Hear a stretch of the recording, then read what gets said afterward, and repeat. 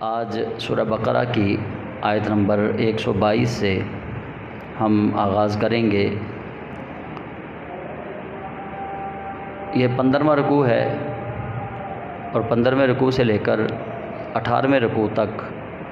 اب قبلہ کے متعلق مسجد حرام سے متعلق ہی بات ہوگی۔ مسجد حرام کو کس نے تعمیر کیا، کیسے تعمیر کیا، اور مسجد حرام کی عزت و عظمت کے حوالے سے یہ باتیں چلتی رہیں گی کہ وہ آیت آ جائے گی جس آیت میں اللہ کریم نے مسجد حرام کو مسلمانوں کے لیے قبلہ بنا دیا۔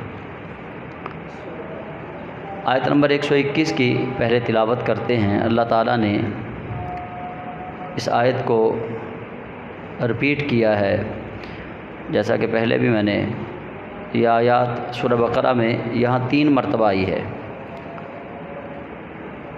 یہ تیسری مرتبہ اب ہم یہ آیت پڑھیں گے۔ اللہ تعالیٰ فرماتا ہے، یا بنی اسرائیل اذکروا نعمتی التی انعمت علیکم وانی فضلتکم علی العالمین۔ اے یعقوب کی اولاد،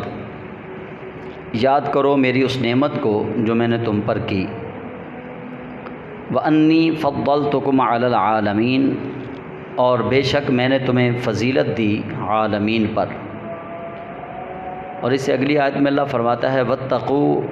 یوما لا تجزی نفس عن نفس شیئا ولا يقبل منها عدل ولا تنفعها شفاعۃ ولا هم ينصرون۔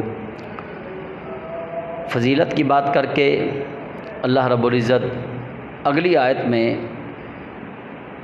قدر الفاظ کی تبدیلی فرما کر موضوع کو اللہ تعالیٰ بیان فرما رہا ہے۔ پہلے ان کی فضیلت بیان کر دی اور انہیں ان پر جو انعام کیا وہ یاد دلا دیا، پھر کہا واتقوا، ڈرو، یومن، اس دن سے، یعنی قیامت کے دن سے ڈرو، لا تجزی نفس عن نفس شیئا، کہ جب کوئی شخص کسی دوسرے شخص کی طرف سے کوئی بدلہ نہیں دے سکے گا، ولا يقبل منها عدل، اور نہ ہی کسی سے تاوان قبول کیا جائے گا۔ یہاں عدل جو ہے وہ تاوان کے معنی میں ہے، فدیہ کے معنی میں ہے۔ ولا يقبل منها عدل، اور نہ کسی سے تاوان لے کے اس کی جان چھوڑی جائے گی اس دن۔ ولا تنفعها شفاعہ، اور نہ ہی کسی کی شفاعت اللہ کے اذن کے بغیر کسی کو اس وقت نفع دے گی۔ ولا هم ينصرون، اور نہ ہی کوئی اللہ کے اذن کے بغیر وہاں مدد کیا جائے گا۔ اللہ تعالیٰ انہیں ڈرا رہا ہے۔ چونکہ یہ آیتیں اتری ہیں نبی رحمت صلی اللہ علیہ وسلم کے زمانہ اقدس میں، اس وقت جب یہ آیات نازل ہوئی ہیں تب وہ بگڑے ہوئے یہودی تھے جنہوں نے تورات میں پڑھ کے نبی پاک علیہ السلام کا پھر بھی انکار کیا۔ حضور کی تمام صفات کو جانتے تھے، اس کے باوجود انہوں نے انکار کیا، یہ انہیں اللہ تعالیٰ ڈرا رہا ہے۔ تو یہ بنی اسرائیل کے ساتھ اللہ رب العزت نے جو احسان کیا، ان پہ جو نیکیاں کی، ان پہ جو کرم کیے وہ بھی بتا دیے، اور انہوں نے جو کرتوت کی اللہ کریم نے وہ بھی بیان فرما دیے، اور ساتھ میں اللہ تعالیٰ انہیں پھر ڈرا رہا ہے، کیونکہ یہ بنی اسرائیل حقیقت میں حضرت ابراہیم علیہ السلام کی اولاد ہے۔ آپ کے بیٹے حضرت یعقوب سے یہ نسل، حضرت اسحاق کے بیٹے حضرت یعقوب سے یہ نسل چلی ہے، تو اس لیے در حقیقت یہ ابراہیم علیہ السلام کی ہی اولاد ہے بنی اسرائیل، آپ کے پوتے جناب یعقوب علیہ السلام کی اولاد، انہیں بنی اسرائیل کہا جاتا ہے۔ تو اللہ تعالیٰ اگلی آیت میں ارشاد فرماتا ہے، آیت نمبر 123 سورہ بقرہ کی، اللہ کریم فرماتا ہے، وَإِذِ ابْتَلَىٰ إِبْرَاهِيمَ رَبُّهُ بِكَلِمَاتٍ فَأَتَمَّهُنَّ، اور اس وقت کو بھی یاد کیجئے، ابتلا، جب آزمایا، ابراہیم علیہ السلام کو جب آزمایا، اور اس وقت کو بھی یاد کیجئے جب ابراہیم علیہ السلام کو آزمایا ربہ، ان کے رب نے، بکلمات، اپنی باتوں سے، کچھ کلمات سے آزمائشیں حضرت ابراہیم علیہ السلام پر آئیں۔ فرمایا اس وقت کو بھی یاد کرو کہ جب حضرت ابراہیم علیہ السلام کو آزمایا گیا، فَأَتَمَّهُنَّ، اس کے اندر اگر صرف فَأَتَمَّهُنَّ اسی جملے کو ہم شروع کر دیں تو ابراہیم علیہ السلام کی پوری سیرت بیان کرنی پڑے گی۔ ولادت سے پہلے امتحان، ولادت کے بعد پھر امتحان، اور بچپن میں امتحان، جوانی میں امتحان، قوم سے کھلی مخالفت، قوم کا آپ کو آگ کے اندر ڈالنا پھر امتحان، آگ سے نکل کے وہاں سے ہجرت کرنا پھر امتحان، آپ کی شادی ہونا یہ بھی امتحان، آپ کی دوسری شادی ہونا پھر امتحان، اور پہلی شادی سے حضرت سیدہ سارہ سے جب اولاد نہ ہوئی تو دوسری شادی سے حضرت اسماعیل علیہ السلام کا آپ کی پیدائش ہونا یہ بھی امتحان، اور پیدائش کے بعد ان سے پیار کرنا یہ پھر امتحان، اور پھر انہیں چھوڑ کے جانا یہ پھر امتحان۔ مطلب آپ کی زندگی پوری فَأَتَمَّهُنَّ، اللہ فرماتا ہے وَإِذِ ابْتَلَىٰ إِبْرَاهِيمَ رَبُّهُ بِكَلِمَاتٍ، اور یاد کیجئے اس وقت کو جب اللہ نے ابراہیم علیہ السلام کو آزمایا، فَأَتَمَّهُنَّ، پس وہ پورے نکلے، پس وہ کامیاب ہو گئے، پس انہوں نے ہر امتحان کو مکمل کر لیا، تمام کر دیا، پاس ہو گئے، کامیاب ہو گئے۔ فَأَتَمَّهُنَّ، پس وہ سارے امتحانوں سے پاس ہو گئے، سارے امتحانوں میں کامیاب ہو گئے۔ جب وہ سارے امتحانوں سے کامیاب ہو گئے تو اللہ کریم نے کیا فرمایا؟ قال، اللہ نے کہا انی جاعلک للناس اماما، بے شک میں نے آپ کو لوگوں کے لیے امام بنا دیا۔ یہاں مفسرین نے ایک عقدہ کشائی کی ہے، وہ یہ کہ اللہ کریم جل جلالہ جسے بھی امامت کے لیے چنتا ہے اس پہ آزمائشیں ضرور آتی ہیں۔ یہ نہیں ہو سکتا کہ کوئی امام بنے اور پھر اس پہ آزمائشیں نہ آئیں۔ جسے اللہ کریم امام بنائے گا، چاہے وہ لوگوں کے معاشی حالات کو درست کرنے کے لیے امام بنے، چاہے سماجی حالات کو درست کرنے کے لیے امام بنے، چاہے مذہبی معاملات کو درست کرنے کے لیے امام بنے، یعنی جو بھی پیشوا اللہ جس کو بھی پیشوا بنائے گا کسی قوم کا،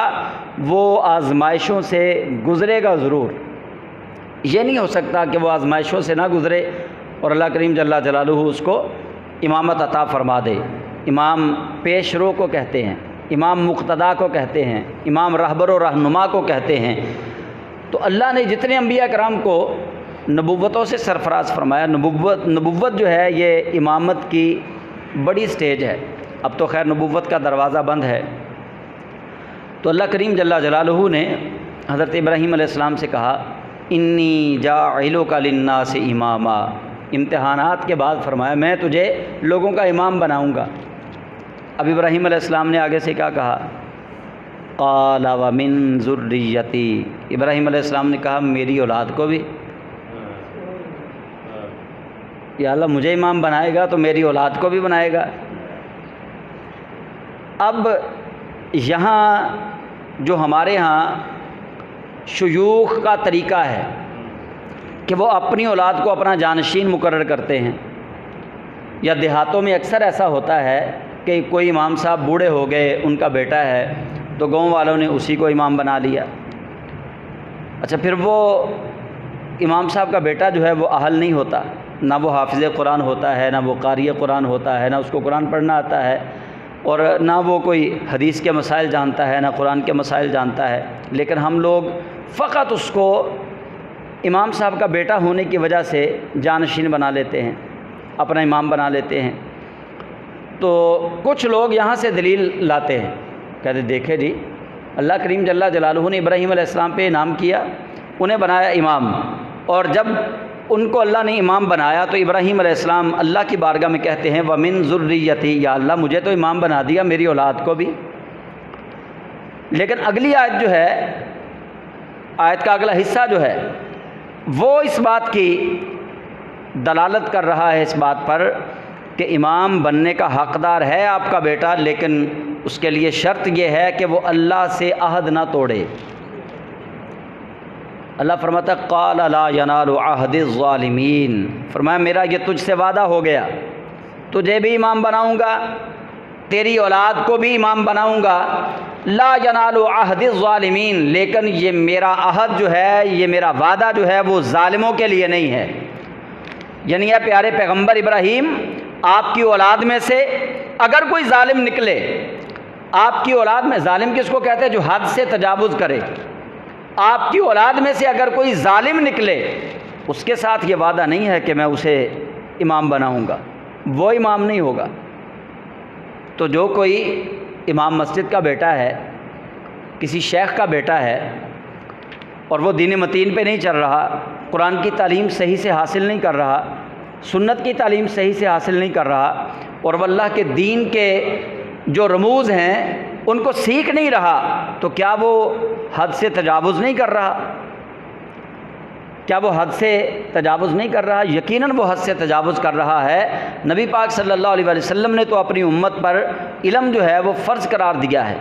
اور اگر کسی شیخ کا بیٹا سنت رسول پہ نہیں چل رہا تو کیا وہ حد سے تجاوز نہیں کر رہا؟ کیا ہم نے لا الہ الا اللہ محمد الرسول اللہ جب پڑھا، اللہ سے اس کی الوہیت پہ عہد نہیں دیا کہ یا اللہ ہم تیرے سوا کسی کو الہ نہیں مانیں گے؟ محمد الرسول اللہ کہنے کے بعد ہم نے کیا یہ اندر ہی اندر یہ عہد نہیں کیا کہ یا رسول اللہ آپ کے طریقوں کے سوا کسی اور غیر کا طریقہ قبول نہیں کریں گے؟ ہم نے تو یہ اللہ اور اس کے رسول سے وعدہ کر لیا ہے۔ ہاں، عام لوگ جو ہیں انہوں نے بھی وعدہ کیا، خاص لوگوں نے بھی وعدہ کیا۔ اب فرق تو واضح ہو رہا ہے، عام بندے کا وعدہ کرنا کچھ اور ہے، خاص بندے کا وعدہ کرنا کچھ اور ہے۔ صحابہ کی تعداد کم و بیش 1,24,000 بتائی جاتی ہے، لیکن سب سے پہلے جو مصلی رسول کا وارث ٹھہرا اسے لوگ ابو بکر صدیق کہتے ہیں۔ وہ بزرگوں نے کہا نا کہ ہر پھول کی قسمت میں کہاں ناز عروساں، کچھ پھول تو کھلتے ہیں مزاروں کے لیے۔ صحابہ تو سارے ہی تھے، لیکن ہر صحابی کو رسول اللہ صلی اللہ علیہ وسلم کا مصلی نہیں ملا، ہر صحابی رسول اکرم صلی اللہ علیہ وسلم کا جانشین نہیں ٹھہرا۔ نبی اکرم صلی اللہ علیہ وسلم آپ نے اپنے صحابہ میں سے کسی کو بھی اپنا جانشین واضح الفاظ کے ساتھ مقرر اسی لیے نہیں فرمایا کہ قوم کے اندر یہ شعور بیدار ہو کہ امام کیسے منتخب کرنا ہے، امام کیسے منتخب کرنا ہے اور کیسے شخص کو منتخب کرنا ہے۔ تو یہ آج ہمارے لیے لمحہ فکریہ ہے۔ آج اگر ہمارے مساجد ہیں، مدارس ہیں، لیکن وہاں سے ہدایت کی کرنیں نہیں پھوٹ رہی اور وہاں سے آگے علم کی شمع روشن نہیں ہو رہی، تو اس میں قصور ہمارا ہے۔ اللہ کریم نے دروازہ بند نہیں کیا۔ اللہ تعالیٰ نے ابراہیم علیہ السلام کی اولاد سے جو وعدہ کیا ہے وہ وعدہ آج بھی موجود ہے، آج بھی وہ وعدہ موجود ہے، لیکن ہم چونکہ وعدہ وفا کرنے والے نہیں ہیں، ہم حد سے تجاوز کرنے والے ہیں، تو ہمیں یہ بات سوچنی چاہیے کہ اللہ کریم جل جلالہ نے ابراہیم علیہ السلام کو جو خوشخبری دی، فرمایا تجھے امام بناؤں گا، لوگوں کا پیشوا مقتدا بناؤں گا۔ انہوں نے کہا یا اللہ میری اولاد کو بھی۔ تو پتہ چلا کہ یہ فطرتی محبت جو ہے نا، اولاد کی محبت، یہ ہر انسان کے دل کے اندر موجود ہے، کوئی بڑا ہو چھوٹا ہو، پیر ہو مرید ہو، امام ہو خطیب ہو، کوئی ہو، اولاد کی محبت موجود ضرور ہے کہ جب اللہ کا کرم باپ پہ ہوتا ہے تو باپ چاہتا ہے یہ مجھ پہ تو کرم ہوا ہے، ساتھ میری اولاد پہ بھی ہو جائے۔ باپ یہ چاہتا ضرور ہے، لیکن اللہ کریم جل جلالہ نے ساتھ ایک شرط عائد کی ہے، فرمایا لا ینال عہد الظالمین، میرا یہ وعدہ تو رہا ہر نیک متقی اور پرہیزگار سے کہ جس پہ میں آزمائشوں کے پہاڑ جس کے اوپر رکھوں گا اور وہ ان پہاڑوں کو توڑ دے، آزمائشوں کو پورا کر دے، آزمائشوں پہ پورا اتر آئے، فرمایا اسے پھر میں امامت تو دوں گا، اسے پیشوا مقتدا تو بناؤں گا، لیکن اگر اس کی اولاد نے اس جیسے کام نہ کیے تو میں اس کو امامت نہیں دوں گا۔ پیر نصیر الدین نصیر شاہ صاحب رحمۃ اللہ علیہ گولڑا شریف والے، ان کا یہ جملہ بڑا مشہور ہے کہ پیر دا پتر پیر نہیں ہوندا، ہر پیر دا پتر پیر نہیں ہوندا۔ ہمارے جو آج کل مریدین ہیں ان کا بھی حال یہی ہے کہ انہیں تمیز ہی نہیں کہ پیر کے اندر کیا چیز دیکھنی ہے، اور جو پیر صاحب ہیں، پیر صاحب کو بھی یہ چیز بالکل ان کے پیش نظر نہیں رہتی کہ میں نے کیسے بننا ہے، میں نے کیسے رسول اللہ صلی اللہ علیہ وسلم کی امت کو میں نے کیا دینا ہے۔ پیر کا بیٹا کیا کرتا ہے ہمارے ہاں؟ معذرت کے ساتھ ہم حضرت سلطان العارفین سلطان محمد باہو رحمۃ اللہ علیہ جس گلی سے گزر گئے جہاں آپ کے قدمین شریفین کے نقش لگے، جس گلی کی اس دھول کے ساتھ آپ کے قدم مبارک مس ہوئے، ہم اس دھول کے ایک ذرے کے برابر بھی نہیں ہیں حضرت سلطان العارفین کے۔ لیکن اگر آج ان کی نسل سے کوئی دین سے روگردانی کرے، اگر آج ان کی نسل سے کوئی اللہ کے نبی صلی اللہ علیہ وسلم کی سنتوں کا قتل عام کرے اور اللہ کے دین سے بے وفائی کرے، تو ایسے اشخاص کے بارے میں اللہ فرماتا ہے لا ینال عہد الظالمین، جو دین کو اپنے پاؤں تلے روندے گا، جو دین کو پس پش ڈالے گا، جو دنیا کمانے کے لیے دین کو ڈھال کے طور پہ استعمال کرے گا، اللہ فرماتا ہے لا ینال عہد الظالمین۔ ابھی میں چند دن پہلے ایک کلپ دیکھ رہا تھا کہ حضرت سلطان العارفین رحمۃ اللہ علیہ کا ایک خانوادہ وہ فیصل صالح حیات کے گھٹنوں کو چھو رہا ہے، وہ فیصل صالح حیات کے گھٹنوں کو چھو رہا ہے۔ میں بات اس کے اندر کچھ اور کہنا جا رہا ہوں، ایسے لوگ جو صحابہ کو گالیاں دینے کو اپنا دین سمجھیں اور ان کے گھٹنوں کو چھونے والا وہ کہے کہ میں حضرت سلطان العارفین کا فیض لوگوں میں تقسیم کر رہا ہوں، ایسا نہیں ہو سکتا۔ نبی اکرم نور مجسم شفیع معظم صلی اللہ علیہ وسلم، آپ کی امت کے اندر آئمہ مساجد ہوں یا آئمہ خلافت ہوں، ہر وہ بندہ خلافت کا حقدار ہے، ہر وہ بندہ امامت کا حقدار ہے جو لا الہ الا اللہ محمد الرسول اللہ اس کلمے کے اندر چھپے ہوئے وعدے پر جو کاربند رہے، وہ امامت کا بھی حقدار ہے، وہ خلافت کا بھی حقدار ہے۔ آج جیسا آپ نے وہ مقولہ ایک سنا ہوا جملہ کہ جیسی عوام ویسا امام، جیسی عوام ویسا امام۔ ویسے تو ہم یہ کہتے ہیں نا جیسی عوام ویسا حکمران، لیکن اصل یہی ہے کہ جیسی عوام ویسا امام۔ اللہ کا قرآن کہتا ہے کہ جب تک اپنی حالت کو نہیں بدلو گے، اللہ بھی تمہاری حالت کو نہیں بدلے گا۔ ان اللہ لا یغیر ما بقوم حتی یغیروا ما بانفسہم، کہ جب تک تم اپنی حالت کو نہیں بدلو گے اللہ تم پہ ترس نہیں کھائے گا۔ تمہارے اندر وہ جوش تو ہونا چاہیے نا طلب صادق والا، کہ تم اللہ سے کرم مانگو، اللہ سے رحم مانگو۔ جب تم مانگو گے نہیں تو اللہ کیسے عطا کرے گا؟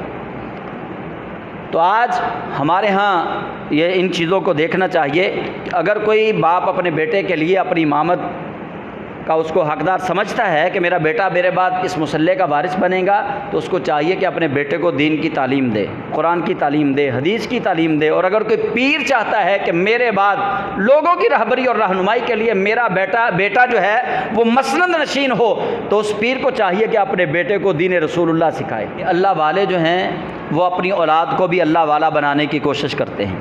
ان کی اولاد نسبی ہو یا ان کی اولاد حسبی ہو۔ جس طرح رسول اکرم صلی اللہ علیہ وآلہ وسلم آپ نے جو تربیت امام حسن اور حسین رضی اللہ تعالیٰ عنہما کی فرمائی، وہی تربیت رسول اللہ صلی اللہ علیہ وآلہ وسلم نے سب صحابہ کی اور صحابہ کی اولادوں کی فرمائی ہے۔ یہ نہیں کہ نبی پاک صلی اللہ علیہ وآلہ وسلم نے کوئی دوہرا معیار رکھا ہو، ہم تو یہ تصور بھی نہیں کرتے، ہمارے ذہن کے کسی گوشے کے اندر یہ تصور بھی نہیں جاتا کہ رسول اللہ صلی اللہ علیہ وسلم نے کبھی دوہرا معیار رکھا ہوگا۔ اللہ کے حبیب علیہ السلام نے معیار ایک ہی رکھا۔ دیکھیے نا نبی پاک علیہ السلام معیار کیسے سیٹ کر کے گئے ہیں کہ وہ جو بنو مخزوم کی عورت فاطمہ نامی عورت رسول اللہ علیہ السلام کی بارگاہ میں چوری کا مقدمہ آیا، حضرت اسامہ بن زید بن حارثہ رضی اللہ تعالیٰ عنہ ان کے سفارشی بنے، عرض کی یا رسول اللہ میں آپ کا پوتا لگتا ہوں، چونکہ حضرت زید بن حارثہ کو رسول اللہ نے اپنا لے پالک بیٹا بنایا تھا، تو اسامہ بن زید ان کے بیٹے تھے۔ یا رسول اللہ میں آپ کا پوتا لگتا ہوں، تو میرے آپ پر بڑے حق ہیں، تو آقا یہ ہماری رشتہ دار ہے، کچھ کرم کر دیں۔ حضرت اسامہ بن زید کہتے ہیں یا رسول اللہ یہ ہماری رشتہ دار ہے، کچھ کرم کر دیں، اس کا ہاتھ نہ کاٹیں۔ تو نبی پاک علیہ السلام نے جو جملے کہے ہیں وہ قیامت تک مسلمانوں کے لیے اور غیر مسلموں کے لیے وہ اس بات کی واضح دلیل ہے کہ اللہ کا محبوب، اللہ والا عدل جو ہے وہ اللہ کی زمین پہ برپا کرنے کے لیے آیا تھا، نافذ کرنے کے لیے آیا تھا۔ نبی پاک علیہ السلام نے جب حضرت اسامہ بن زید سے یہ بات سنی تو فرمایا اسامہ تم کہتے ہو کہ تمہاری اس رشتہ دار کو چھوڑ دیا جائے، قبیلہ بنو مخزوم کی اس عورت کو چھوڑ دیا جائے، ہاتھ نہ کاٹا جائے؟ فرمایا اگر یہاں میری لخت جگر بھی ہوتی نا، نبی پاک علیہ السلام نے سیدہ کونین کا وہاں ذکر کیوں کیا؟ حضرت زینب کا نام بھی لے سکتے تھے، حضرت رقیہ کا نام بھی لے سکتے تھے، حضرت ام کلثوم کا نام بھی لے سکتے تھے۔ فقط اللہ کے محبوب علیہ السلام یہ بھی کہہ سکتے تھے کہ یہ تو تیری رشتہ دار ہے نا، اگر کوئی میری رشتہ دار ہوتی، یہ بھی نبی پاک علیہ السلام کہہ سکتے تھے۔ یہ نہیں کہا، پورے جگ میں یہ بات مشہور تھی کہ اللہ کے حبیب علیہ السلام کو سیدہ کونین کے ساتھ جو والہانہ محبت ہے وہ رسول اللہ کو اپنی اولاد میں سے کسی کے ساتھ نہیں، محبت سب سے ہے، لیکن جو والہانہ محبت سیدہ کونین سے تھی رسول اللہ کو، اس کے پیش نظر نبی پاک علیہ السلام حضرت اسامہ بن زید کو چونکہ پتہ تھا کہ رسول اللہ علیہ السلام آپ حضرت سیدہ کونین کو الفاطمہ تو بدعۃ منی کہتے ہیں کہ فاطمہ میرے جگر کا ٹکڑا ہے، تو اس لیے رسول اللہ علیہ السلام نے ان کے سامنے اپنے جگر کے ٹکڑے کی بات کی۔ فرمایا اسامہ تو اپنی اس رشتہ دار کی سفارش کر رہا ہے، اگر یہاں میرے جگر کا ٹکڑا میری بیٹی بھی ہوتی تو میں اس کے لیے بھی یہی سزا مقرر کرتا۔ مثال دے دی، یہ معیار سیٹ ہو رہا ہے معاشرے کے لیے، یہ نہیں نبی پاک علیہ السلام نے کیا۔ اب آج اس زمانے کے اندر بہت سارے لوگوں سے میری بات ہوتی ہے، سادات کرام رسول اللہ علیہ السلام کی جو نسل ہے ان کے قدموں سے لگنے والی دھول کے ہم برابر بھی نہیں ہیں۔ سیدوں کا بڑا مقام ہے، یہ بات یاد رکھیے، سیدوں کا بڑا مقام ہے۔ پوری دنیا کے علماء، فقہاء، محدثین وہ ایک صف میں کھڑے ہوں اور ایک طرف سید زادہ ایک چھوٹا سا بچہ کھڑا، اس سید زادے کا جو وقار ہے، اس کی جو عزت ہے، وہ تمام امت کے علماء، فقہاء، محدثین سے زیادہ ہے، کیونکہ وہ نسل رسول ہے۔ سید زادے کا بڑا مقام ہے، لیکن اگر سید زادے اپنے لیے خود سے معیار یہ سیٹ کریں کہ ہم سید ہیں اور تم امت ہو، آج کل یہ بھی ایک روش چلی ہے نا، سید اپنے آپ کو کہتے ہیں ہم سید ہیں تم امت ہو۔ نبی پاک علیہ السلام نے تو یہ تعلیم نہیں دی۔ حضور سید عالم صلی اللہ علیہ وسلم نے تو اپنی شہزادیوں کو بھی اپنی امت میں شمار فرمایا ہے، مولا علی کو بھی اپنی امت میں شمار فرمایا ہے، حسنین کریمین کو بھی اپنی امت میں شمار فرمایا ہے۔ رسول اللہ علیہ السلام نے یہ نہیں کہا کہ یہ میری امت سے خارج ہیں یا امت ان کی ہے، نہ، اللہ کے حبیب علیہ السلام نے اپنی آل پاک کو بھی اپنی امت کے اندر شمار فرما کے اپنی امت کو پیغام دیا ہے۔ فرمایا جب نبی کی بات ہوگی تو نبی آخر الزمان صرف مجھے کہا جائے گا، اور جب امت وسطیٰ کی بات ہوگی، امت وسط کی بات ہوگی، فرمایا اس امت وسط کے اندر میری آل بھی شامل ہے، میرے صحاب بھی شامل ہیں، سارے اس کے اندر شامل ہیں۔ اور پھر آج کل یہ ٹرینڈ سیٹ کرنے کی کوشش کی جا رہی ہے کہ سیدہ دی خیر ہے، سیدہ دی خیر کوئی گل نہیں، سید جو بھی کرتا ہے سید ہے نا۔ ہم کب کہتے ہیں کہ سید جو بھی کرے اس کے بعد وہ سید نہیں رہتا؟ سید گناہ گار ہو پھر بھی سید ہے، سید نیکوکار ہو سید پھر بھی سید ہے،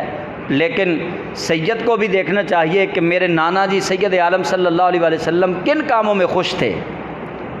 سید کو بھی یہ دیکھنا چاہیے کہ میرے جد امجد کن باتوں سے خوش تھے، کن کاموں سے خوش تھے۔ اگر سید ہمارے اندر یہ باتیں کرے اور وہ خود کو اپنے آپ کو رسول اللہ کا نواسا کہے اور ہمارے درمیان بیٹھ کے وہ شراب پیے، ہمارے درمیان بیٹھ کے وہ بے نمازی ہو، ہمارے درمیان بیٹھ کے وہ جھوٹ بولے، ہمارے درمیان بیٹھ کے وہ دنیا جہان کے غلط کام کرے اور پھر وہ کہے کہ میں تو سید ہوں، یہ معیار اللہ کے رسول صلی اللہ علیہ وسلم نے نہیں دیا۔ تو ایسے سادات کو بھی سمجھنا چاہیے کہ اگر اللہ تعالیٰ نے ہمیں خون رسول والی نسبت عطا کی ہے تو ہمیں خون رسول کی عظمت کی پاسداری کے لیے وہ کام کرنا ہوں گے جو حسنین کریمین نے اپنے نانا کے خون کی عظمت کی پاسداری کے لیے کیے ہیں، وہ کام کرنے ہوں گے ہمیں۔ تو اللہ تعالیٰ نے ایسے لوگوں کے لیے وعدہ ہی نہیں کیا۔ ابراہیم علیہ السلام کو اللہ کریم نے جواب دے دیا فوراً، فرمایا لا ینال عہد الظالمین، امامت دوں گا تیری اولاد کو، لیکن جو حد سے تجاوز کریں گے ان کو امامت نہیں ملے گی۔ تو ایسے آج بھی ان ائمہ کو، ان شیوخ کو یہ سوچنا چاہیے کہ جو امام مسجد خود بنیں یا لوگ ان کو بنائیں، انہیں بھی سوچنا چاہیے کہ وہ اللہ کے دین سے غداری نہ کریں، اللہ کے دین کے ساتھ کوئی ایسا کام نہ کریں جو رسول اللہ صلی اللہ علیہ وسلم کو ناپسندیدہ ہو، اللہ کو ناپسندیدہ ہو۔ اور ایسے ہی جب کوئی پیر اپنا جانشین کسی کو مقرر کرے، اسے بھی چاہیے کہ وہ دیکھے کہ جس کو جانشین مقرر کر کے جا رہا ہوں کیا وہ اللہ اور اس کے رسول کا فرما بردار بھی ہے یا نہیں ہے۔ آگے چلیے، اللہ کریم جل جلالہ فرماتا ہے وَإِذْ جَعَلْنَا الْبَيْتَ، یہ اللہ تعالیٰ نے پھر چند باتیں جو ہیں وہ یہاں پہ عرض کی ہیں فَأَتَمَّهُنَّ کے ضمن میں، کہ انہیں آزمایا اور وہ پورے ہو گئے، پورے نکلے آزمائشوں میں سے، کامیاب ہو گئے۔ چند باتیں اللہ نے بھی ذکر کی ہے۔ ایک آزمائش یہ تھی، اللہ کریم جل جلالہ فرماتا ہے ابراہیم علیہ السلام نے جب تعمیر کیا خانہ کعبہ کو، یہاں امامت کی بات کی تو اللہ تعالیٰ نے ساتھ ہی پھر جس گھر میں امام نے کھڑا ہونا تھا اس گھر کی بھی رب تعالیٰ نے ساتھ بات کی۔ فرمایا وَإِذْ جَعَلْنَا الْبَيْتَ مَثَابَةً لِلنَّاسِ وَأَمْنًا، اور یاد کیجئے جب ہم نے بیت اللہ کو یعنی کعبہ کو لوگوں کے لیے معبد، ٹھہرنے کی جگہ، عبادت کی جگہ، وَأَمْنًا اور امن و قرار کی جگہ بنایا۔ وَاتَّخِذُوا مِن مَّقَامِ إِبْرَاهِيمَ مُصَلًّى، اور اللہ نے حکم دیا، فرمایا وَاتَّخِذُوا، تم بناؤ، مِن مَّقَامِ إِبْرَاهِيمَ مُصَلًّى، ابراہیم علیہ السلام کے مقام کو جائے نماز بنا لو، اس جگہ پہ نماز پڑھو۔ اس کے اندر اختلاف ہے مقام ابراہیم میں کہ مقام ابراہیم، ایک قول یہ ہے کہ خانہ کعبہ کا ہر مسجد حرام پوری کی پوری مقام ابراہیم ہے، ایک قول یہ ہے کہ صفا مروہ اور میدان منا اور مزدلفہ یہ مقام ابراہیم ہے، ایک قول یہ ہے کہ میدان عرفات مقام ابراہیم ہے۔ لیکن جمہور علماء کا جس قول پر اتفاق ہے، اجماع امت ہے جس پہ، وہ قول یہ ہے کہ جس پتھر پہ جناب ابراہیم علیہ السلام کے قدمین شریفین ثبت ہیں وہ مقام ابراہیم ہے، اس کے قریب وہ جگہ جو اس کے قرب میں ہے وہ مقام ابراہیم ہے۔ یہ آیت کا حصہ وَاتَّخِذُوا مِن مَّقَامِ إِبْرَاهِيمَ مُصَلًّى، یہ آیت کا حصہ کب نازل ہوا؟ حضرت عمر فاروق رضی اللہ تعالیٰ، صحیح بخاری کے اندر یہ روایت موجود ہے، تفسیر القرآن جو آیات کی تفسیر ہے، حضرت عمر رضی اللہ تعالیٰ عنہ کہتے ہیں 3 باتوں میں اللہ کریم جل جلالہ نے میری حوصلہ افزائی فرمائی کہ جو میں نے سوچا اللہ وحدہ لا شریک نے وہی کرم کر دیا۔ نمبر 1، اب میں ترتیب چینج کروں گا، اس کو میں اینڈ پہ لے کے آؤں گا۔ نمبر 1، آپ نے فرمایا کہ جب رسول اللہ صلی اللہ علیہ وسلم کی ازواج نے طلاق کے متعلق فیصلہ کیا تو حضرت عمر رضی اللہ تعالیٰ عنہ کہتے ہیں جو میں نے سوچا اللہ نے وہی آیات نازل فرما دی۔ جب رسول اللہ علیہ السلام کی ازواج نے گھر سے باہر نکلنا چاہا، پردے کے متعلق جو میں نے سوچا اللہ کریم نے وہی آیات نازل فرما دی۔ اور تیسرا، حضرت عمر رضی اللہ تعالیٰ عنہ کہتے ہیں کہ میں نے سوچا کہ اتنا عظیم پتھر ہے جس پتھر پہ جناب ابراہیم علیہ السلام کے مبارک قدم لگے ہوئے ہیں، آپ کہتے ہیں میں اپنے دل میں یہ سوچ رہا تھا کہ کاش اس جگہ کو ہم مصلی بنا لیں، اس جگہ پہ ہم نوافل ادا کریں، نماز پڑھیں اللہ کی۔ فرماتے ہیں میں سوچ رہا تھا رب ذوالجلال نے یہ آیت نازل فرما دی وَاتَّخِذُوا مِن مَّقَامِ إِبْرَاهِيمَ مُصَلًّى۔ فرمایا محبوب پیارے میں تمہیں حکم دیتا ہوں کہ ابراہیم علیہ السلام کے کھڑے ہونے والی جگہ کو مصلی بنا لو، وَاتَّخِذُوا مِن مَّقَامِ إِبْرَاهِيمَ مُصَلًّى، اور بنا لو مقام ابراہیم کو جائے نماز۔ وَعَهِدْنَا، اور ہم نے عہد لیا، إِلَىٰ إِبْرَاهِيمَ وَإِسْمَاعِيلَ، ابراہیم علیہ السلام سے اور اسماعیل علیہ السلام سے، أَن طَهِرَا، کہ وہ پاک کریں گے، بیتیا میرے گھر کو، للطائفین والعاکفین والرکع السجود، طواف کرنے والوں کے لیے پاک کریں گے، اعتکاف کرنے والوں کے لیے پاک کریں گے، رکوع کرنے والوں کے لیے پاک کریں گے، اور سجود کرنے والوں کے لیے پاک صاف کریں گے۔ اس آیت میں مفسرین لکھتے ہیں کہ یہ مسجد کے جو متولی ہیں، یہ آپ کے لیے جو مسجد کے متولی ہیں ان پہ فرض ہے مسجد کی صفائی اور ستھرائی کا انتظام کرنا، کیونکہ ابراہیم علیہ السلام مسجد حرام کے اس وقت متولی ٹھہرے، تو اللہ کریم نے کہتا ہے وَعَهِدْنَا إِلَىٰ إِبْرَاهِيمَ وَإِسْمَاعِيلَ، ہم نے عہد لیا ابراہیم علیہ السلام سے اور اسماعیل علیہ السلام دونوں باپ بیٹوں سے، عہد لیا کس بات کا؟ ان طہرا بیتی للطائفین والعاکفین والرکع السجود، کہ وہ دونوں میرے اس گھر کو پاک اور صاف رکھیں گے طواف کرنے والوں کے لیے، اعتکاف کرنے والوں کے لیے، رکوع کرنے والوں کے لیے، سجود کرنے والوں کے لیے۔ اور یہاں سے ایک بات اور بھی ظاہر ہوتی ہے کہ اللہ کا گھر، اس میں طواف تو خانہ کعبہ کے ساتھ متصل ہے، خانہ کعبہ کے علاوہ کسی اور جگہ کا طواف نہیں ہے، خانہ کعبہ کے علاوہ نہ کسی دربار کا، حتیٰ کہ دربار رسالت مآب کا بھی طواف نہیں ہے۔ طواف ایک مخصوص عبادت ہے جو خانہ کعبہ کے ساتھ متصل ہے، اس کے علاوہ طواف کوئی نہیں، کسی دربار کا طواف کوئی نہیں۔ لوگ سخی سرور جاتے ہیں، وہاں پہ جا کے طواف کرتے ہیں، لوگ حضرت سلطان محمد باہو رحمۃ اللہ علیہ کے مزار پہ جاتے ہیں، وہاں طواف کرتے ہیں۔ گناہ ہی ہے، وہ خانہ کعبہ میں کیا جائے یا یہاں پاکستان میں کیا جائے، گناہ ہی رہتا ہے، یہ بات یاد رکھ لیں۔ طواف صرف خانہ کعبہ کے لیے، خانہ کعبہ کے علاوہ طواف کسی کا نہیں، نہ کسی شخصیت کا طواف ہے، نہ کسی مزار کا طواف ہے، نہ کسی قبر کا طواف ہے، نہ خانہ کعبہ کے علاوہ نہ کسی مسجد کا طواف ہے۔ طواف صرف خانہ کعبہ کے ساتھ خاص ہے۔ اور دوسرا مسئلہ اس آیت سے کیا ظاہر ہو رہا ہے کہ مسجدیں جو ہیں نا، توجہ کیجئے سارے، مسجدیں جو ہیں یہ اعتکاف کرنے کے لیے ہیں، رکوع کرنے کے لیے ہیں، سجدے کرنے کے لیے ہیں، سونے کے لیے نہیں ہیں، گپے مارنے کے لیے نہیں ہیں، دنیاوی باتوں کے لیے مسجدیں نہیں ہیں۔ مسجدیں اللہ کی عبادت کے لیے ہیں، یہاں بیٹھ کے آپ ذکر الہی تو کر سکتے ہیں، نماز پڑھ سکتے ہیں، سجود و رکوع کر سکتے ہیں، اعتکاف کر سکتے ہیں، لیکن یہ نہیں کہ آپ یہاں بیٹھ کے دنیا کی باتیں کریں یا یہاں بیٹھ کے آپ جناب آرام کر لیں۔ بہت سارے مزدور، یہاں میں یہ بات کرنا چاہوں گا، اپنی روزی کو حرام کرتے ہیں۔ بہت سارے مزدور جن کو چھٹی ہوتی ہے اس وقت وہ نماز کے لیے آتے ہیں تو وہاں لیٹ جاتے ہیں، یہ الگ مسئلہ ہے، لیکن بہت سارے مزدور ایسے ہیں جو جان بوجھ کے نماز کا بہانہ بنا کے آ جاتے ہیں، نماز بھی پڑھتے ہیں اور ساتھ پھر سو بھی جاتے ہیں، اور جس کے ہاں مزدوری کر رہے ہوتے ہیں اس کو یہ پتہ ہوتا ہے کہ یہ نماز پڑھنے کے لیے گیا ہے، تو اس طرح اس مزدور کی جو روزی ہے وہ بھی حلال روزی نہیں رہتی اگر وہ نماز کے نام پہ اپنے کام، جس کے ہاں وہ کام کر رہا ہے اس کو دھوکہ دے کے آئے گا، تو یہ بات بھی یاد رکھ لیں۔ تو یہ مسئلہ سماعت کر لیں اور اس کو ذہن نشین کر لیں کہ مسجدیں صرف نماز کے لیے ہیں، رکوع و سجود کے لیے، اعتکاف کے لیے۔ اسی لیے بزرگ فرماتے ہیں کہ جب آپ مسجد میں داخل ہوں تو نویت سنت الاعتکاف یہ پڑھ لیا کریں۔ نویت سارے پڑھ لیں آپ بھی، نویت سنت الاعتکاف۔ اگر یہ عربی کے لفظ نہ آتے ہوں حدیث پاک کے، یہ لکھے ہوئے ہیں ویسے، تو آپ اردو میں کہہ لیا کریں کہ میں سنت اعتکاف کی نیت کرتا ہوں، ٹھیک ہے؟ تو یہ خیال رکھا کیجیے۔ پھر ابراہیم علیہ السلام کو جب یہ اللہ تعالیٰ نے حکم دیا تو اب اللہ تعالیٰ ابراہیم علیہ السلام کی ایک دعا اللہ کریم نے ذکر فرمائی کہ ابراہیم علیہ السلام دعا مانگ رہے ہیں۔ انہوں نے دعا کیا مانگی؟ وَإِذْ قَالَ إِبْرَاهِيمُ رَبِّ اجْعَلْ هَٰذَا بَلَدًا آمِنًا وَارْزُقْ أَهْلَهُ مِنَ الثَّمَرَاتِ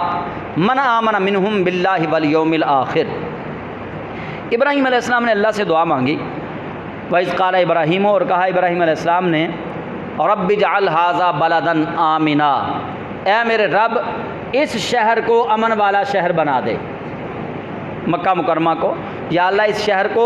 امن والا شہر بنا دے، وَارْزُقْ أَهْلَهُ، اور رزق مہیا کر یہاں رہنے والوں کو، مِنَ الثَّمَرَاتِ پھلوں سے، مَنْ آمَنَ مِنْهُمْ بِاللَّهِ وَالْيَوْمِ الْآخِرِ۔ یہ جو آپ نے رزق مانگا نا ابراہیم علیہ السلام نے، ساتھ شرط لگا دی دعا میں، من آمن منہم باللہ والیوم الآخر، یا اللہ یہ رزق انو دمیں جڑا تیرے تے یوم آخرت تے ایمان لے کے آوے۔ یہ دعا مانگی آپ نے کہ یا اللہ اس شہر مکہ کو امن والا شہر بنا دے اور اس کے اندر رہنے والوں کو رزق دے، ان کو جو یہاں رہتے ہیں اور ساتھ تیرا کلمہ بھی پڑھتے ہیں، آخرت پر ایمان بھی رکھتے ہیں۔ اللہ نے کیا فرمایا؟ قال ومن کفر فامتعه قلیلا، اللہ نے فرمایا ہاں جنہاں نے کفر کیتا تھوڑا تھوڑا انہوں نے بھی دواں گے۔ یہ رب ہے نا، پھر رحمان ہے نا، کافروں پہ بھی اس نے تو رحم کرنا ہی کرنا ہے۔ اللہ نے تو کافروں پہ بھی رحم کرنا ہے اور مسلمانوں پہ بھی رحم کرنا ہے۔ حضرت ابراہیم علیہ السلام نے دعا مانگی فقط ایمان والوں کے لیے کہ یا اللہ اس شہر کو امن والا شہر بنا دے، اس شہر میں جو ایمان والے رہتے ہیں یا اللہ انہیں رزق عطا فرما، پھلوں والا رزق۔ اللہ کریم سے دعا مانگ رہے ہیں صرف اہل ایمان کے لیے۔ قال ومن کفر فامتعه قلیلا، اللہ فرماتا ہے پیارے ابراہیم جنہوں نے کفر کیا ہے ہم انہیں بھی دیں گے، قلیلا، دنیا میں ہم انہیں بھی دیں گے، چاہے تھوڑا ہی دیں لیکن دیں گے انہیں بھی، کیونکہ ہمیں رحمان کہتے ہیں۔ ثم اضطرہ الی عذاب النار، پھر ہم انہیں مجبور کریں گے، الی عذاب النار، جہنم کے عذاب کی طرف، وبئس المصیر، اور یہ بہت ہی برا ٹھکانہ ہے ان کے لیے۔ فرمایا انہیں آخرت میں جو ہے نا وہ ہم عذاب جہنم دیں گے، لیکن دنیا میں نہیں، دنیا میں رزق انہیں بھی دیں گے۔ تو یہاں اللہ کریم جل جلالہ نے یہ حضرت ابراہیم علیہ السلام آپ کی جو دعا تھی جو فقط اہل ایمان کے لیے تھی، اسی لیے تو اللہ تعالیٰ نے نبی کریم صلی اللہ علیہ وآلہ وسلم کو رحمت للمؤمنین بنا کے نہیں بھیجا، رحمت للعالمین بنا کر بھیجا ہے، کہ محبوب اپنوں کے لیے پچھلے سارے نبی جتنے بھی آپ دیکھیں گے جناب عیسیٰ علیہ السلام تک ہر نبی نے دعا مانگی ہے اپنے متبعین کے لیے، اپنے فرما برداروں کے لیے، کہ یا اللہ جو جو ہمارا فرما بردار بنے اسے بخش، جو جو ہمارا فرما بردار بنے اسے نواز، جو جو ہمارا فرما بردار بنے اسے عزت عطا فرما۔ لیکن مدینے کے تاجدار نے ایسی دعا نہیں مانگی، مدینے کے تاجدار نے جب بھی دعا مانگی ساری امت کے لیے دعا مانگی ہے، جب بھی رحم مانگا ساری امت کے لیے رحم مانگا ہے، جب بھی رزق مانگا ساری امت کے لیے رزق مانگا ہے۔ اسی لیے اللہ نے اپنے محبوب کریم علیہ السلام کے لیے فرمایا وما ارسلناک الا رحمۃ للعالمین، وما ارسلناک، ہم نے آپ کو پچھلوں جیسا بنا کے نہیں بھیجا، ہم نے آپ کو عالمین کے لیے رحمت بنا کر بھیجا ہے۔ تو یہ یہاں تک آیات جو آج ہم نے پڑھ لی ہیں، انشاءاللہ العزیز پھر اگلے جمعہ کو اس سے آگے چلیں گے۔ 126 آیتیں ہو گئیں آج سورہ بقرہ کی، تو انشاءاللہ تعالیٰ اس سے اگلی آیات جو ہے ان کا ترجمہ اور تفسیر اگلے جمعۃ المبارک کو پھر پڑھیں گے، اگر اللہ تعالیٰ نے توفیق بخشی تو۔ اللہ تعالیٰ اپنے محبوب کریم علیہ السلام کی عزت کا صدقہ مجھے اور آپ سب کو